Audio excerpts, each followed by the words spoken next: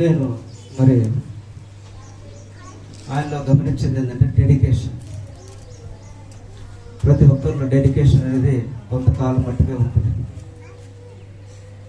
ఆ సమర్పణ, ఆ యొక్క ప్రేమ అనేది కొంతమందిలో కొన్ని సమయాల్లో కనబడుతుంది, కొన్ని సమయాల్లో కనబడవచ్చు, కనబడకపోవచ్చు.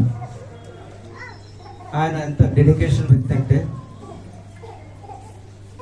కుటుంబంలో మరి నేను చూసినప్పుడు అందరూ మామూలుగా ఉండేవాళ్ళు. ఎప్పుడైతే ఆయన ఇంటి దగ్గరికి ఎప్పుడైనా వచ్చినప్పుడు పలకరించకి వచ్చినప్పుడు అందరూ కూడా భయపడేటువంటి వాళ్ళు. అంటే ఈజ్ అ రోడ్ మోడల్. అంటే అనేక మందికి ఆయన కుటుంబానికి కూడా ఒక ఆదర్శప్రాయంగా, లేకుంటే కుటుంబంలో ఒక పెద్ద దిక్కుగా, మరి కుటుంబంలో ఒక మంచి సలహాదారుడుగా, ఒక బాధ్యత కలిగిన వ్యక్తిగా, ప్రేమ కలిగిన వ్యక్తిగా, అలాగే ఒక మరి పెద్ద దిక్కుగా నేను ఆయన అనేక సార్లు గమనించాను. ఎందుకంటే ఆ డెడికేషన్ అనేది ఆయన మాటలో, ఆయన ప్రవర్తనలో, ఆయన ప్రేమలో నేను గమనించాను చాలాసార్లు. ఎందుకంటే కొంతమందిలో కొన్నిసార్లు మన పరిస్థితిని బట్టి మారిపోతారు, చేంజ్ అయిపోతారు, కానీ ఆయన ఎప్పుడు కూడా ఆయన గమనించలేదు. అలాగే కుటుంబ విషయంలో కూడా ఆయన అంటే ఒక మరి సంపూర్ణంగా తనకు అప్పగించినటువంటి బాధ్యత, తనకు అప్పగించినటువంటి పని సంపూర్ణంగా నెరవేర్చిన వాడని నేను ఖచ్చితంగా చెప్పగలను. ఎందుకంటే నేను గమనించినాను ఆయన.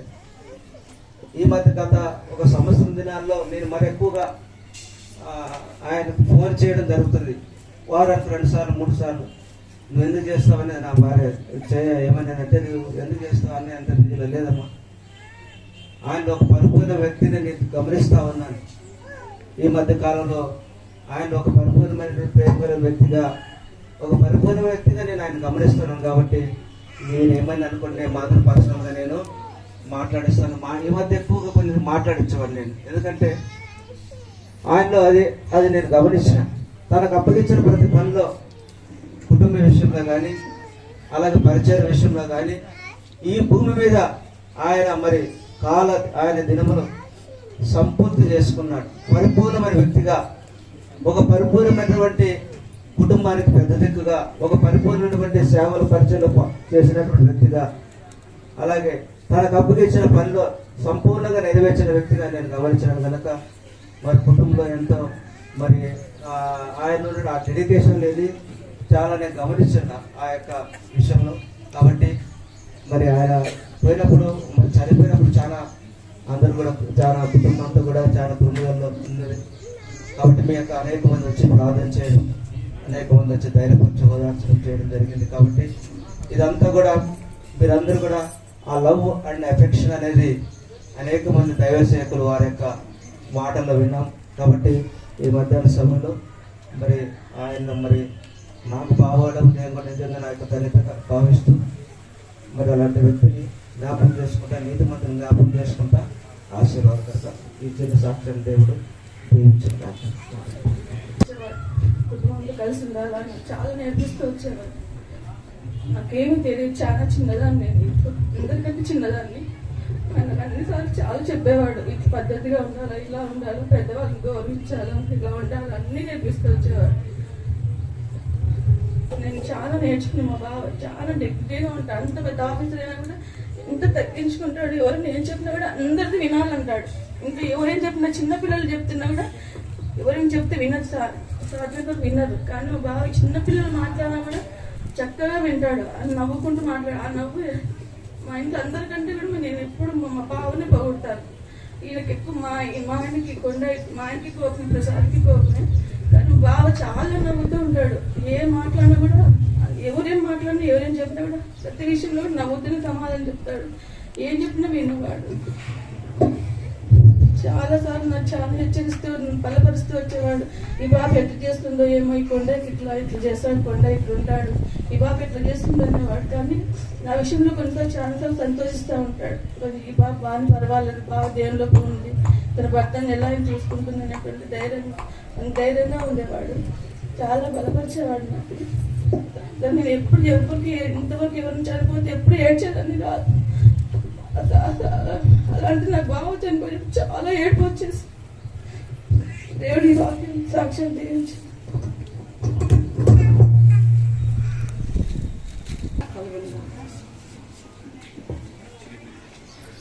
చెప్తాను.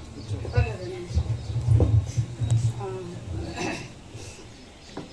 మరి ఇంతమంది ఇంత సాక్ష్యం దాని గురించి చెప్తున్నారు. నిజంగా దేవుడు ఏర్పాటు చేసినటువంటి ఒక మంచి బిడ్డ దేవుడు ఏర్పాటు చేసుకున్నాడు. అది చాలా చిన్న వయసులో ఏర్పాటు చేసుకున్నాడు. దేవుడు నామానికి మహిమ కలుగునుగాక. తను అంత చిన్న వయసులో నమ్ముకొని నిజంగా జయ చెప్తుంది. పిండి విషయంలో సంపాదించుకొని నాకు చూసుకునేవాడు అని. మా ఇంటికి వచ్చేటప్పటికి ప్యాంట్ అంతా పిండే, ఇక్కడ అంతా పిండే, చొక్కా అంతా పిండే. ఇంటికి వచ్చి దులుపుకునేవాడు. అంత వేగంగా ఇంటికి వచ్చేవాడు. దాంట్లో సన్నగా ఉండేవాడు. ప్రభువుని హత్తుకున్నాడు అంతే. అప్పటి నుంచి ఇంక వెనక్కి తిరగలేదు. నేను అనుకున్నాను, చిన్నపిల్లాడికి ప్రభు ఎంత అర్థమైనాడు, ఇంతగా హత్తుకున్నాడే. బంధువులందరూ ఒక సమయంలో వ్యతిరేకమైనారు, వెలివేసేంత పరిస్థితి వచ్చింది. ఇంట్లో ఒక్కోసారి వాళ్ళ నాన్న కానీ వాళ్ళ బావగారు కానీ ఒక్కోసారి వ్యతిరేకత వచ్చింది. ఎన్ని వ్యతిరేకతలున్నా నమ్మిన విశ్వాసాన్ని తను ఎప్పుడు కూడా వెనకదీయకుండా పట్టుకుంటూ వచ్చాడు. ఇంట్లో ఎప్పుడు ప్రార్థనలు, పాటలు, వాక్యము ఎంతో చక్కగా నేర్చుకొని ఎదిగినాడు, పరిపూర్ణుడైనాడు. మొన్న విక్టోరియా ఏడుస్తుంటే అదే చెప్పాను. నిజంగా జాన్పాల్ పరిపూర్ణతలో ఎదిగినాడు కాబట్టి దేవుడు పిలుచుకున్నాడు. ఆ అబ్బాయి పరిపూర్ణమైన వ్యక్తిగా దేవుని దృష్టికున్నాడని. అలాగా కుటుంబంలో మాతో ఎదిగి మరి అంత మాత్రం కాదు, మరి మాకు బంధువు కూడా అయినాడు. తన చెల్లెల్ని మా బావ మధ్యకి ఇచ్చినాడు, అశోక్కి ఇచ్చినాడు. మరి మాతో పాటు సేవలో ఉండాలని జయ. మాకు 20 గ్రామాల్లో పరిచర్య ఉంది. 13 సంఘాలు మేము నడుపుతున్నాము విగ్రహాల ప్రాంతంలో. అంత పరిచర్యలో తన చెల్లెలు ఉండాలని ఆశపడ్డాడు, ప్రార్థించారు. అలాగే మా దగ్గరికి వాళ్ళ చెల్లెల్ని పంపి ఒక మంచి తీర్మానం చేసుకున్నారు, సేవలో వాళ్ళు ఉండాలని. అలాగే వాళ్ళ సేవలో మాతో అన్ని సంఘాల్లో సహకరిస్తూ వారు మాతో కలిసి సేవ చేస్తూ ఉన్నారు. అలాగా అంత మాత్రం కాదు, మరి పెళ్లి సమయం వచ్చినప్పుడు జాన్పాల్కి ఎందుకు ఆ రోజు మా నాన్నగారు లేరు. అయితే ఆ పెళ్ళి నేను ఈయన ఇద్దరము మేమే చేయవలసి వచ్చింది. మన అమ్మాయి అదే దుఃఖపడుతుంది, మీరే పెళ్లి చేసినారు, మరి ఇప్పుడు ఇలాగా పేదలకు మీరే వచ్చినారని చెప్పి అమ్మాయి దుఃఖపడుతుంది. దేవుడు ఏది నిర్ణయిస్తారో ఖచ్చితంగా జరుగుతుంది. దేవుడి నిర్ణయాల ప్రకారంగానే, అందులో మనదేమి ఉండదు. మనం అందులో ఒక పాత్రలో మాత్రమే. అలాగా అబ్బాయిని దేవుడు పరిపూర్ణతలో పెంచి అనేక మంది నిజంగా కుటుంబానికి ఒక హెడ్. మా జయ చాలాసార్లు చూసినప్పుడు ఆ బాబు ధైర్యం అంతా వాళ్ళ అన్నే. మొదటి అబ్బాయి చనిపోయిన వెంటనే నాకు జయానే గుర్తొచ్చింది. అతిశయిస్తుంది బాగా వాళ్ళందరిని బట్టి, ధైర్యంగా ఉంటుంది. తుంగుదల్లో అమ్మాయికి ధైర్యం ఏంటంటే వాళ్ళ అన్నయ్య, వాళ్ళ అన్నలందరూ కుటుంబం అంతా తన జాన్పాల్ని గుర్తు చేసుకున్నప్పుడల్లా అమ్మాయి చాలా ధైర్యంగా చెప్పేది అనమాట. వీళ్ళ విషయాలన్నీ పంచుకుంటుండేది. మంచి లీడరు, మంచి సలహాదారుడు. కుటుంబాన్ని చక్కగా అసలు పెంచుకున్నాడు, పోషించాడు. అందరినీ ఒక ఉన్నతమైన స్థితిలో పెట్టాడు. అబ్బాయి నమ్ముకున్నాడు కాబట్టి నేను చాలాసార్లు విశ్రమకు తంటుంటా. మీరు గట్టిగా ప్రభువుని నమ్ముకున్నారు. మీ బంధువులు ఆ రోజు ఎంత దూషించినా ఎంతన్నా మీరు ప్రభువుని గట్టిగా పట్టుకున్నారు. జాన్పాల్ ప్రభువుని గట్టిగా పట్టుకున్నాడు. ఇప్పుడు దేవుడు ఉన్నతమైన స్థితిలోనికి ఆ పెళ్లి విషయంలో పనిచేసే అబ్బాయి నాకు ఎప్పుడు గుర్తొస్తాడు. చిన్న వయసులో అటువంటి అబ్బాయిని ఇంత ఉన్నతమైన స్థితిలోనికి ఎదిగింపచేసి భూలోక సంబంధంగా కూడా అన్ని ఆశీర్వాదాలతో ఆశీర్వదించినాడు. ఒకళ్ళు చూసి మరి అసూయపడినంతగా ఆశీర్వదించినాడు అన్ని కుటుంబాలని. అలాగే కొండని, అలాగే ప్రసాద్ని, అలాగే జాన్పాల్ని, వాళ్ళ అక్క రమాదేవి దుబాయ్లో ఉంది, వాళ్ళని అందరినీ కూడా అలాగే ఆశీర్వదించినాడు దేవుడు. కేవలం ప్రభువుని పిల్లోడు పట్టుకున్న కారణంగా ఎంత ఉన్నతమైన స్థితిలోనికి దేవుడు మనందరినీ తీసుకొచ్చి ఇప్పుడు బంధువులందరూ వస్తారు, బాగా మాట్లాడిస్తారు. మాకు ప్రవేశం దొరికింది వీళ్ళకు. తర్వాత తన ఉద్యోగంలో కానీ ఇక్కడ కానీ చాలా మరి ఘనముగా దేవుడు హెచ్చించాడు. ఒకడు నన్ను సేవించే వారిని ఘనపరుస్తున్న మాట జాన్పాల్ జీవితంలో సత్యం. దేవుడు ఘనపరిచినాడు ఆ అబ్బాయిని. కుటుంబ విషయంలో కూడా విక్టోరియా జాన్పాల్ ఇద్దరు అసలు ఒక మంచి ప్రేమ జంట. ఎప్పుడు సంతోషంగానే వాళ్ళ ముఖాలు కనపడతాయి, కానీ వాళ్ళల్లో మరి దిగులు చింత అనేది కనపడదు. లోపల అబ్బాయికి అనారోగ్యం ఉంది, బాధ ఉంది మరి కొన్ని విషయాల్లో. అయినా కూడా ఇద్దరు చాలా అన్యోన్యంగా భలే సహవాసంలో ఉంటారు ఇద్దరు కూడా. అంత మంచి ఇది అయితే దేవుడు ఆ అమ్మాయిని కూడా చాలా ఆదరించాలి. చిన్న వయసులో ఒక పెద్ద గాయము మరి ఖడ్గం దూసుకున్నట్లుగానే అమ్మాయి తయారైంది. ఆ కుటుంబాన్ని కూడా దేవుడు మరి తన గొప్ప ఆదరణతో ఆదరించాలా, ఎవరు ఆదరించలేరు. పరిశుద్ధాత్మ దేవుడు వాళ్ళతో కూడా ఉండి ఆదరించాలని మేము ప్రార్థన చేస్తా ఉన్నాము. పిల్లల భవిష్యత్తు విషయంలో కానీ మరి మంచి కుటుంబములు ఇవన్నీ కలిసిమెలిసి ఐక్యతతో ఉండే కుటుంబాలు అన్నదమ్ములందరూ కూడా దేవుడు ఒక ఉన్నతమైన స్థితిలోనికి తెస్తాడు. అందుకే దేవుడు మరి ఏది కొదవ చెయ్యడు. దేవుడు పిలుచుకున్నాడు కాబట్టి ఆయన ఏర్పాటు చేసిన టైంలో ఆయన పిలుచుకున్నాడు. ఏమీ ఇప్పుడు మనకు అబ్బాయి లేడనే దుఃఖం ఉంది, కానీ ఒక ఉన్నత స్థితిలోనికి దేవుడు ఈ కుటుంబాన్ని అందరినీ కూడా తీసుకెళ్తాడు. ఎంత దుఃఖిస్తున్నారు, అన్నలేడనే బాధ, భర్త లేడనే బాధ ఎంత ఉందో అంతకంటే ఉన్నతమైన స్థితిలో ఆయన ఆదరించుతాడు. అందుకే లోకమంతా ఆదరించబడుతుంది. ఆ దేవుని ఆదరణ అటువంటిది. ఒక తల్లి వాడిని ఆదరించినట్టు దేవుడు ఆదరిస్తాడు. ఖచ్చితంగా ఈ కుటుంబాన్ని కూడా ఆదరిస్తాడు. ఒకప్పుడు మనమందరం సంతోషిస్తాం. ఉన్నతమైన స్థితిలోనికి దేవుడు వాళ్ళని తీసుకెళ్తాడు, ఆదరిస్తాడు, గొప్ప చేస్తాడు. విక్టోరియా ధైర్యంతో ప్రభువుని చూస్తూ మరి తన భర్త పరలోకంలో దేవునితో సంతోషిస్తున్నాడు అనేటువంటి చూస్తూ కుటుంబాలన్నీ కూడా అలాగ చూస్తూ ఆ నిరీక్షణతోనే వాళ్ళు చెప్పిన సాక్ష్యంలో అదే కనపడుతుంది. ఆ నిరీక్షణతో ఉన్నారు. ఆ నిరీక్షణే వాళ్ళని ఆదరిస్తుంది. అదే నిరీక్షణతో వారి జీవిత దినాలలో వాళ్ళన్నయ్యని జ్ఞాపకం చేసుకుంటూ ఆయన చూపించిన మార్గంలో ఎందరూ నడుస్తూ మరి ఆదరించబడుతూ వాక్యానుసారంగా దేవునితో సహవసించి ఆదరించబడుతూ ముందుకు ఖచ్చితంగా సాగుతారు. అట్లాగే దేవుడు వీళ్ళందరినీ ఆదరించి నడిపించాలని కోరుతూ ముగిస్తున్నాను.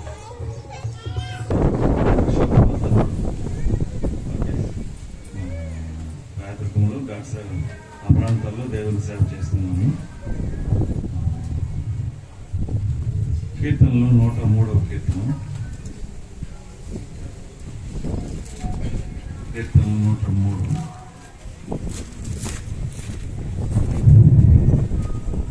14, 15, 16, 17, 18 నేను చదువుతాను. నాకు ప్రత్యేకించాను. మనము నిర్మింపబడిన రీతిని ఆయనకు తెలిసే ఉన్నది. మనం వంటి వారమని ఆయన జ్ఞాపకం చేస్తున్నారు. నరుని ఆయువు గడ్డి వలె ఉన్నది.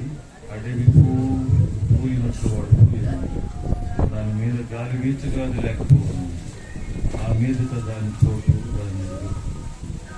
ఆయన నిబంధన గైకొంచు ఆయన కట్టడలను అనుసరించు నడుచుకున్న వారి మీద, యెహోవా యందు భయభక్తులు గల వారి మీద ఆయన కృప యుగ యుగములు నిలుచును. ఆయన నీతి వారికి వారి పిల్ల తరమున నిలుచును.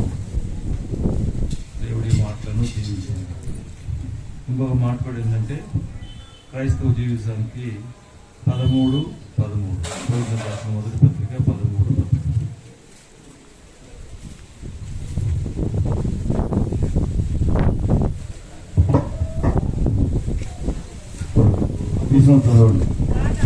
కాగా విశ్వాసము, నిరీక్షణ, ప్రేమ ఈ మూడు నిలుచును.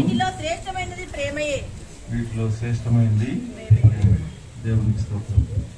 క్రైస్తవ జీవితానికి ఆ 3 అవసరము. వాటిలో శ్రేష్టమైనది ప్రేమ. ఇది మన స్టేటస్. ఇక్కడ మొదటి 14 వచ్చింది. మనం నిర్మింపబడిన ఆయనకు తెలిసేది మనం మంటివారం అని ఆయన జ్ఞాపకం చేసుకొనుచున్నాడు. మనం మంటోడమే. We are built with dust. మనం మంటితోనే నిర్మించబడ్డాము, మంటోడమే కదా. కాబట్టి టైం వచ్చినప్పుడు ఆయన నిర్ణయించిన కాలం ఏం ప్రభు జాన్పాల్ చనిపోయిన వార్తను తెలిసిన వెంటనే ఏం ప్రభు ఇంత చిన్న వయసులో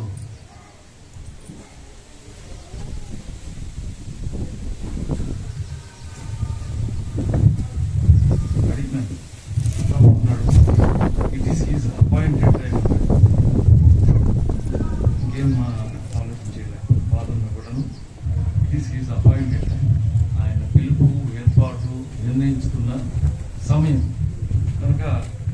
రాస్తారు కదా, నన్ను ఆయువు గడ్డి వలె ఉన్నది, అది అడవి పువ్వు ఉన్నట్లు వాడు పువ్వు, దాని మీద గాలి వీచగాలి లేకపోవు, ఆ మీద దాని చోటు దాని మీద గాలి వీచగా అది లేకపోవు. గడ్డి పువ్వు మీద గాలి వీస్తే లేకపోవు. ఏం గాలి ఇది అంటే పిలుపు గాలి కావచ్చు. ఆయన నిర్ణయించిన కాలం టైం అయిపోయింది, నరులారా రండి అని పిలిచినప్పుడు ఆ పిలుపు వలన కలిగిన గాలి కావచ్చు. ఆయన పిలుపు రండి అన్నప్పుడు వెళ్ళాల్సింది.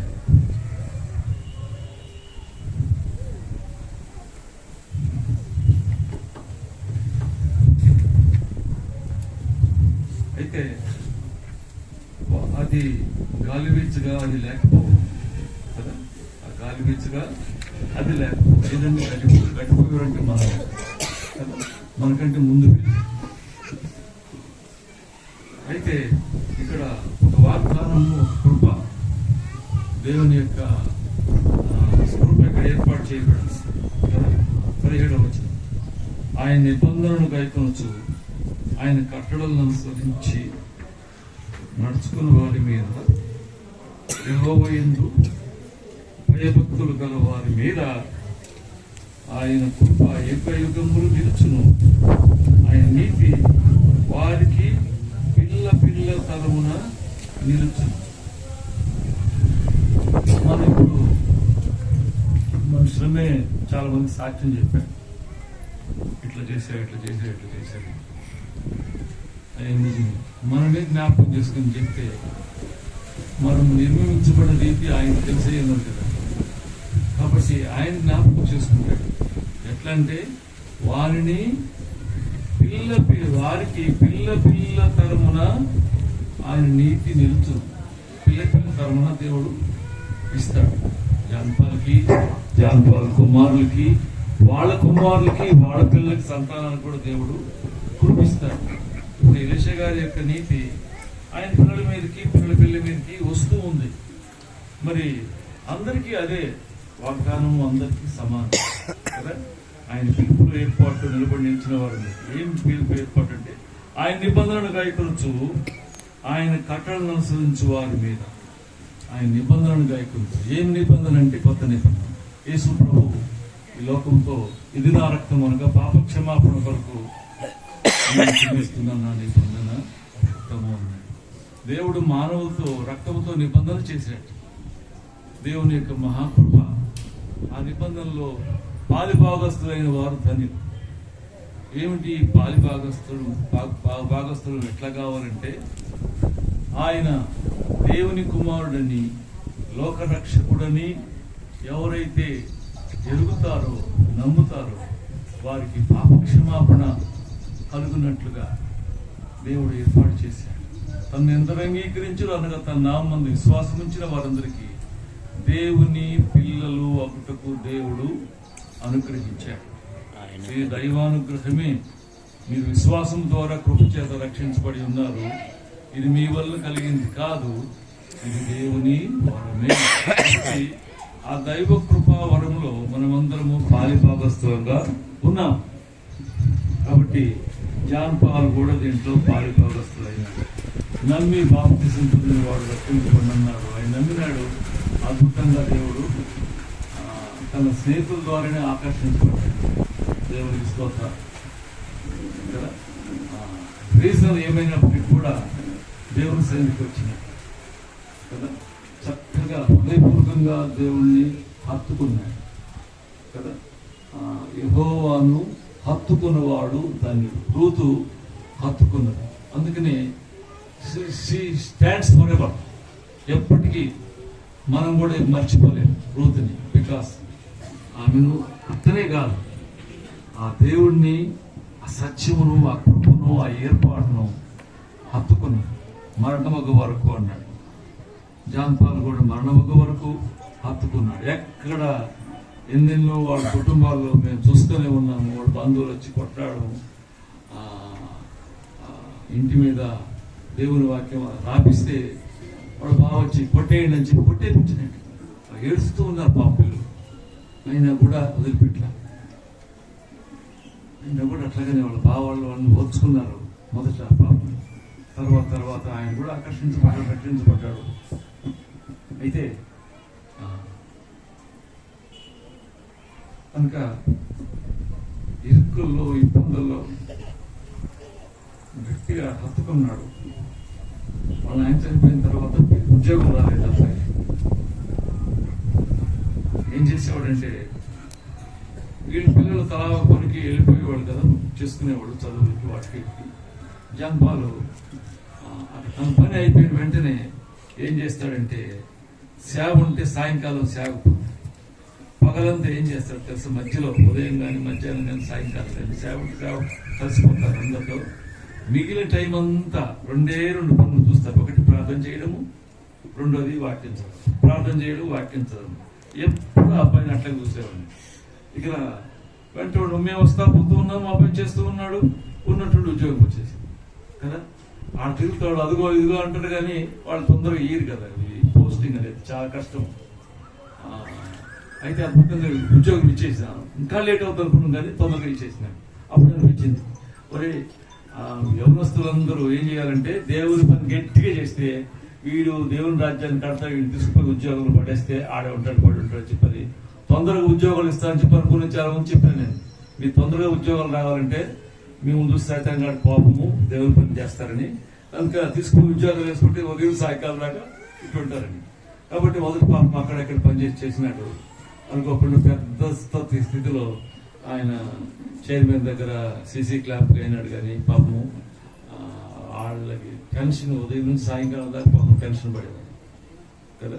డబ్బులు తినే వాళ్ళకైతే అది మంచి ఉద్యోగం, ఘనమైన ఉద్యోగం. కానీ నీతి న్యాయం బతికే వాళ్ళకి అది ఘనమైనది కాదు అది కదా, కష్టమైంది. ప్రార్థన చేయమని అందరినీ కోరినాడు. మేము కూడా ప్రార్థన చేసాం, ప్రభు ఉద్యోగం తప్పించాను. మళ్ళా ఎమ్మెల్సీ దగ్గర ప్రతిభా భారతి ఆమె దగ్గర కూడా కొంతకాలం ఉన్నాడు. మళ్ళా ప్రార్థన చేస్తే దేవుడు ఆ దినాలు ఒక్కటే ఆయన ఆత్మీయత పొంగుదలలో ఉన్నాడు. సమయం ప్రభు అయినాడట. ఆ తర్వాత ఇప్పుడు చూసుకున్నట్లయితే నేను ప్రారంభ దినాల్లో చూసినప్పుడు ఎంత ప్రభు మీద ప్రేమ హత్తుకొని ప్రభు కొరకు బతికినాడు. ఇప్పుడు ఈ ఆయన పోయే దినాల్లో ఇంతమందిని సహోదరుల విషయంలో అన్ని విషయాల్లో మరి కలుపుకొని అనేకులు దీవెనకరంగా మార్చబడ్డారు. దేవునికి స్తోత్రం. అయితే ఈ మాట జ్ఞాపకం చేసి నేను ముగిచ్చేస్తాను, ఎందుకంటే చాలా సమయం అయిపోయింది. వాక్యం రాయబడింది కదా, ఆయన నిబంధనలు గైకొనచ్చు, ఆయన కట్టడలను అనుసరించు నడుచుకునే వారి మీద యెహోవా యందు భయభక్తులు గలవారు యేసు ప్రభు యొక్క నమ్ముకోవడమే ఆయన నిబంధనలో పాల్గొనడం కదా. ఆయన మీద, ఆయన కట్టడలను అనుసరించి మీద, నిబంధన గైకొనే వారి మీద, యెహోవా యందు భయభక్తులు గల వారి మీద ఆయన కృప యుగ యుగములు నిలుస్తుంది. యుగ యుగములు అంటే అర్థం కాదని ఆయన నీతి ఆయనకి వాళ్ళ పిల్ల తరమున నిలిచే ఉంటుంది కదా. ఖచ్చితంగా నీతిమంతుని తదనంతరము వాని పిల్లలు, వారి సంతానము ధన్యులగుదురు అని వాక్యం రాయబడింది. కనుక నీతిమంతుని తర్వాత వాళ్ళ పిల్లలను దేవుడు ధన్యులుగా చేస్తారు కదా. ఆఫ్టర్ ఇప్పుడు దానిపై లేని లోటు ఖచ్చితంగా పిల్లలకి మా దేవుని యొక్క మాట ప్రకారం, వాగ్దానం ప్రకారం వాళ్ళ పిల్లలు ఖచ్చితంగా ధనులు ఖచ్చితంగా కదా. ఆయన ఈ ఇచ్చే విషయాలు కూడా ఆయన వెదజల్లినట్టుగా చూస్తూ ఉన్నాం. ప్రారంభంలో కొంచెము అటు ఇటు ఉన్నప్పటికీ కూడా చివరికి తన లోపాలు ఎక్కడున్నాయి సరి చేసుకొని ఘనంగా వెదజల్లాడు. తన ఘనమని వెదజల్లి మన దేవుని రాజ్యాన్ని నిర్మించినట్టుగా అనేక జీవితంగా ఉన్నట్టు మనం చూస్తూ ఉన్నాం. దేవుని మహిమపరుస్తూ ఉన్నాం. దేవుడికి స్తోత్రములు హల్లెలూయా.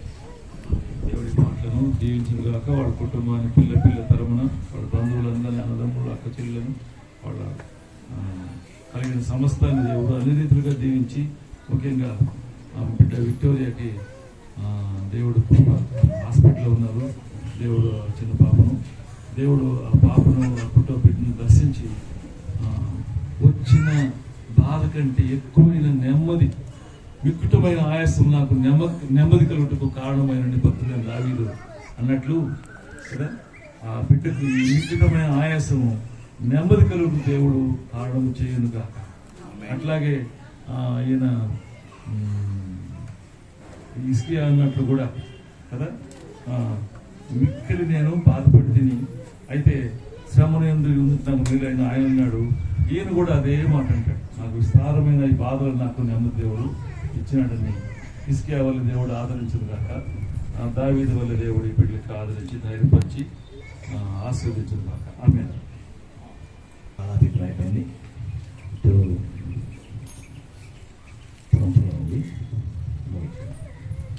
ఏదైనా చివరిగా ఒక 2 మాటలు తీసుకొని మనం ముందుకున్నాం. కొలసీలకు రాసిన పత్రిక, కొలసీలకు రాసిన పత్రిక మొదటి అధ్యాయం 5వ వచనాన్ని చదువుకున్నాం. 5:7 వచనం. కొలసీ మొదటి అధ్యాయం 5వ వచనాన్ని చదువుకున్నాం.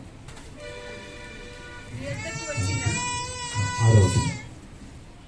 ఎందుకు వచ్చిన సువార్త సత్యముని గురించి పోతూ వలన అనేక్షణ గురించి ఇంతకు ముందు నుంచి ఈ సువార్త సర్వలోకంలో ఫలించుచు వ్యాపించినట్టుగా మీరు దేవుని కృపను గురించి విని సత్యముగా గ్రహించని నాటండి, మీలో సైతం ఫలించుచు వ్యాపించుచున్నది. దేవుడి మాటని మన కొరకు తీర్చుగాక. తెలుస్తున్నాడు కొద్ది మాట ప్రతిఫలం చేయమని చేస్తున్నాం, ప్రార్థిస్తున్నాం తండ్రి. ఆమేన్. ఇక్కడ చిన్న మాట చెప్పాలని ఆశిస్తున్నాను. ఏంటంటే ఈ సువార్త సర్వలోకంలో ఫలించుచు వ్యాపించుతున్నట్టుగా అన్నట్టు మొత్తానికి ఈ సువార్త అనేది జాన్ పాల్ కూడా అందించబడింది. జాన్ పాల్ రక్షించబడిన సమయంలో యవనస్తులు చాలా చాలా లీనిగా ఉండేవాళ్ళు. మరి చిన్నపిల్లలే మరి జాన్ పాల్ చెప్పినట్టు జాన్ పాలు, ప్రసాద్, ప్రవీణ్ వీళ్ళు బ్యాచ్. అయితే ఆ జనాల్లో జాన్ పాల్ ఆయన చిన్నవాడైన 10వ క్లాస్ చదువుతున్న ఆయన రూట్ వేరు. ఆయన ఒక చెప్పాలంటే ఆయన జీవించే విధానం వేరు. ఆ సమయంలోనే చెడు స్నేహితులు కలిసి చెడు సమాసాన్ని కలిగి అలాగే కొంతమంది రౌడీలు కలిసి తిరిగేవారు. ఆయన జేబుల్లో మీ సాట్లు వినే ఉంటారు. ఏమిటి కత్తులు ఉండేటివి, కథాలు ఉండేటివి. అలాగే తిరిగేవారు. అలా కొంతమంది కొట్టేవాళ్ళు, కొంతమందిని హింసించేవారు. చివరికి ఒక భయం వెంటాడింది. ఇప్పుడు ఒక సంఘటన జరిగిన తర్వాత ఏంటి అన్నట్టుగా. సో ఆ భయం వెంటాడిన సమయంలో ఆయనకి ఎటుపోవాలో అర్థం కాని పరిస్థితుల్లో సో అతని హృదయాన్ని భయం వెంటాడుతూ ఉన్న సమయంలో సో తన ఫ్రెండ్ ఎవరు ప్రసాద్ కలిసి వాళ్ళిద్దరు స్నేహితులు. ఆ సమయంలో వాటి పంచుకున్నప్పుడు ప్రసాద్ విషయాన్ని జాన్ వారికి తెలియజేశారు. నువ్వు రారా అంకులాల ఇంటికి, దేవుని మాట ముందు దేవునికి సాయం చేస్తాడు, దేవుని నన్ను ఆదుకుంటాడు అన్నట్టుగా చెప్పండి. ఆ దినాల్లో మొత్తానికి మా ఇల్లు మాకు ఒక పరలోకంలాగే ఉండేది. ఎప్పుడు ఎవరో ఒకరు వస్తూ ఉంటారు, దేవుని వాక్యం వింటూ ఉంటారు, రక్షించబడుతూ ఉంటారు, వెళ్తూ ఉంటారు. మా ఇల్లు ఒక సారీ గూడులాగే ఉండేది. ఏదైనా పురుగులు పట్టించుకోవడానికి వీళ్ళు చాలా మటుకు అలాగే రక్షించబడి వెళ్ళిపోవాల్సిందే. మా నాన్న గురించి అందరికీ బాగా తెలుసు. ఈలిషా గారు అంటే మేము కూడా బాక్సింగ్ ఫెలోషిప్లో స్ట్రాంగ్ సభ్యులుండే. ఒకప్పుడు నాన్న బాక్సింగ్ గారితో పల్లెటూరు అయిన ఒంగోలులో బాక్సింగ్ గారు మా ఇంటికి వచ్చారు. 3 రోజులు ఉన్నారు. మరి దాన్ని బట్టి ఎంతగా ఉంటాడో మీరు అర్థం చేసుకోవచ్చు. ఎంతగా సున్నితంగా ఉండేవారు. అలాగే నాన్న ఒంగోలులో ఉన్నా ఇంతమంది పరిచయం చేస్తారు. ఇక్కడ వచ్చిన ఆయన పరిచయంలో కొనసాగాడు. ఇక్కడ వచ్చి కూడా ఎంతో పరిచయం చేశాడు.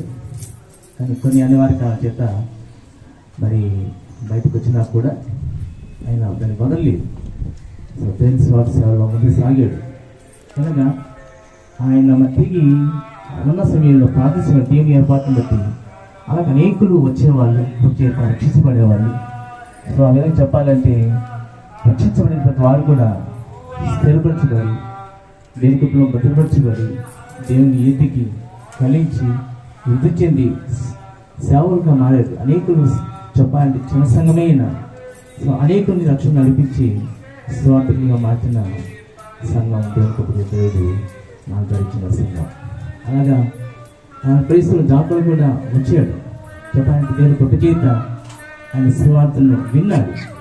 సో ఎంతోమంది స్నేహితులను తిరిగాడు, కానీ తను వచ్చాడు, దేవుని కొత్త చేత వార్తను విన్నాడు.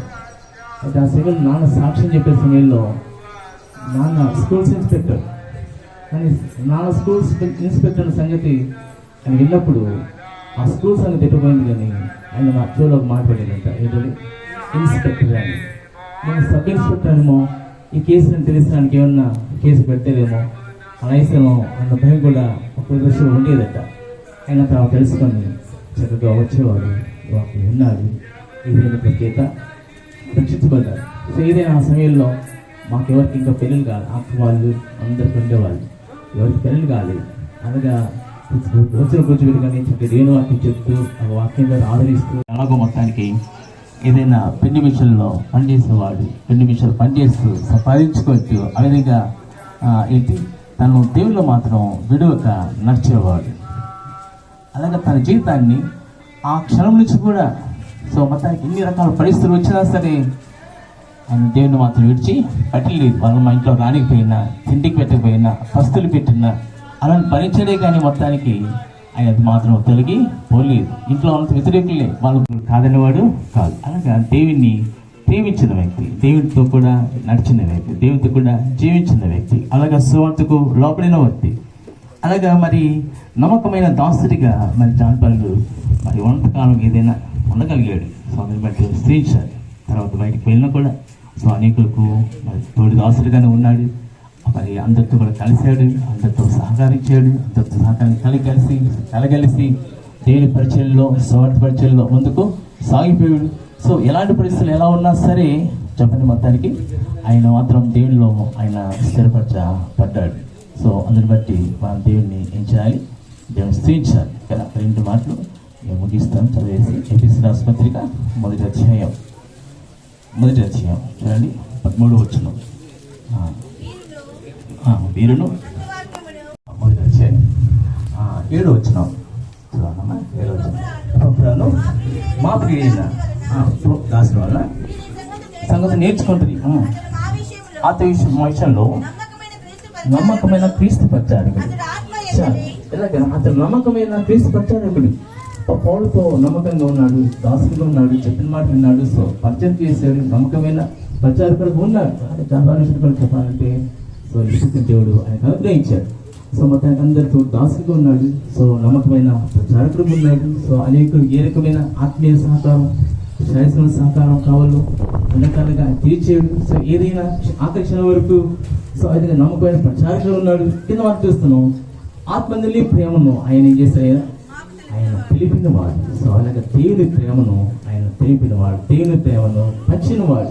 అలాగే పంచడానికి సమయంలో అందరూ ఇక్కడికి రాగలిగారు కదా. ఎందుకని ప్రేమను పంచేది కనుక. ఆ విధంగా అసలు ఫలించింది, కుటుంబంలో వ్యాపించింది. అంతేకాదు ఇలాగ తన ద్వారా మరి అనేకులు ఏం చేశారు చెప్పండి, ఆయన దేవునిలోనికి నడిపించగలిగాడు కదా. ఎవరు? జాన్ కదా. ఎవరి కృపను బట్టి? దేవుని కృపను బట్టి. చివరికి ఒక మాట చెప్తున్నాం చూడండి. కొరింథీయులకు రాసిన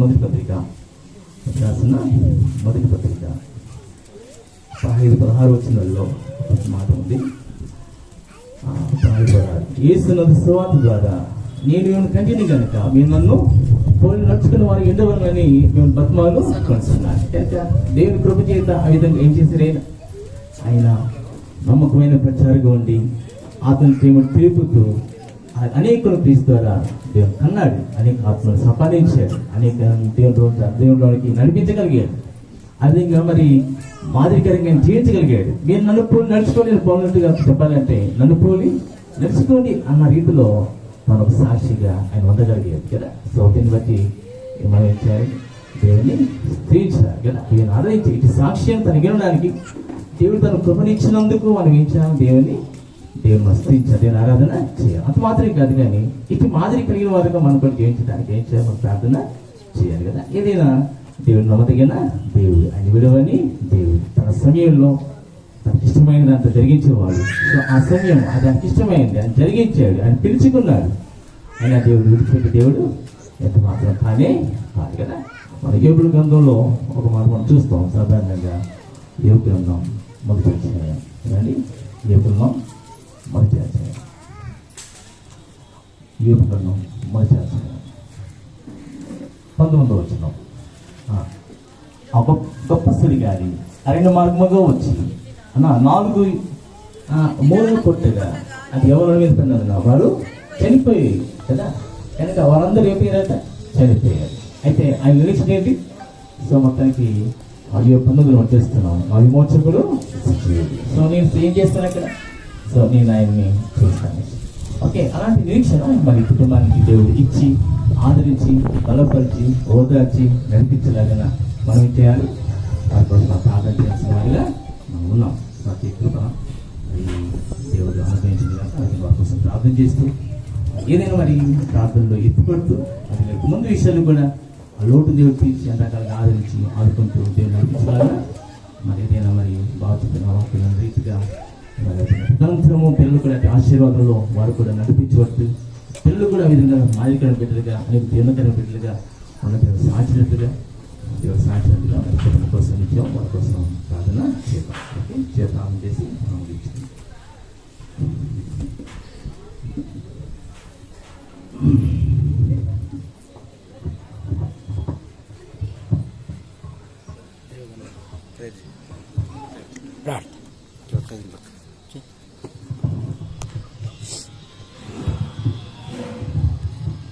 ప్రేమించిన మా తండ్రి, మీ నామాన్ని బట్టి మీకు స్తోత్రములు.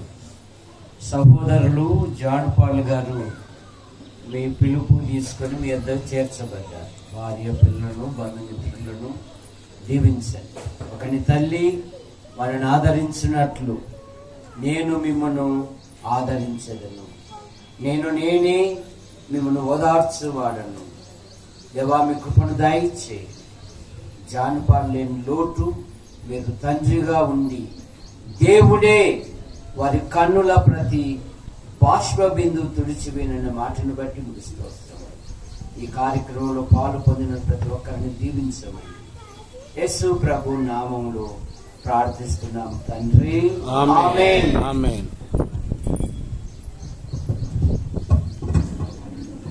తండ్రి అయిన యెహోవా దేవుని ప్రేమ, మన ప్రభు అయిన యేసుక్రీస్తు ప్రభు యొక్క కృప, కనికరములు, సమాధానము, పరిశుద్ధాత్మని యొక్క అన్యోన్య సహవాసము, సమస్త ఆనందము, కోల్పోయినవి తిరిగి పొందుకు కావాల్సిన దైవ కృప పిల్ల తరమున నిలిచి ఈ కుటుంబంలోని సభ్యులందరినీ ఆయన భార్య పిల్లల మీదను, అన్నదమ్ముల మీదను, వాళ్ళ కుటుంబాల మీదను, వాళ్ళ అక్కోళ్ళ కుటుంబాల మీదను, వాళ్ళ చెల్లి వాళ్ళ కుటుంబాల మీదను, వాళ్ళ రక్త సంబంధికులైన జాన్ పాల్ రక్త సంబంధికుల కుటుంబ సభ్యులందరి మీదను, ఆయన ప్రేమించే వారి అందరి మీదను ఇప్పుడు ఎల్లప్పుడూ సదాకాలం తోడేని దీవించి అన్ని విషయంలో ఆశీర్వించి వర్తిల్ల చేయనుగాక. ఆమేన్. ఆమేన్.